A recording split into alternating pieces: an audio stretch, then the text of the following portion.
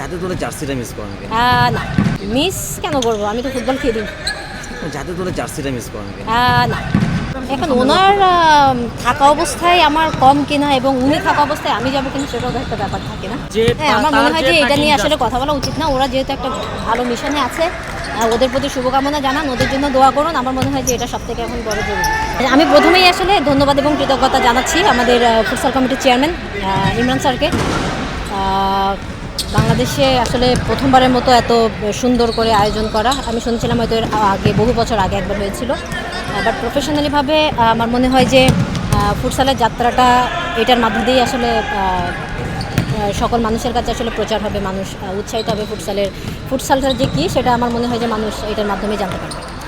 আমাদের আসলে রেসপন্সিবিলিটি তো থাকেই, আর যেহেতু হচ্ছে সবাই ফুটসাল পারে এবং দেশের সাথে যদি নিজেদেরকে আসলে ফুটসালে এগিয়ে নিয়ে যাওয়া যায় তাহলে তো ক্ষতির কিছু নেই। আমি গ্রেটফুল আসলে, যেটা হয় মহান রাব্বুল আলা, আমার মনে হয় যে আল্লাহ পাক সব কিছুই প্ল্যান করে রাখেন প্রত্যেকটা বান্দার জন্যই, এবং উনি আসলে যার জন্য আসলে যেটা প্রাপ্য সেটা সবসময় উনি তৈরি করে রাখেন। সো এটার জন্য আসলে কোনো আক্ষেপ নেই। আপনি বাংলাদেশের ইতিহাসের বলা যায় যে one of the finest footballer, এবং ফুটবলে সাকিব আল হাসানও বলা যায়। আমরা সাকিবের ব্যাপারটা জানি যে উনি এক প্রকার দেশের বাইরেই আছেন, দেশে আসতে পারছেন না। আপনিও এক প্রকার বলা যায় যে ঘরবন্দি হয়ে আছেন। ঘরবন্দি কেন?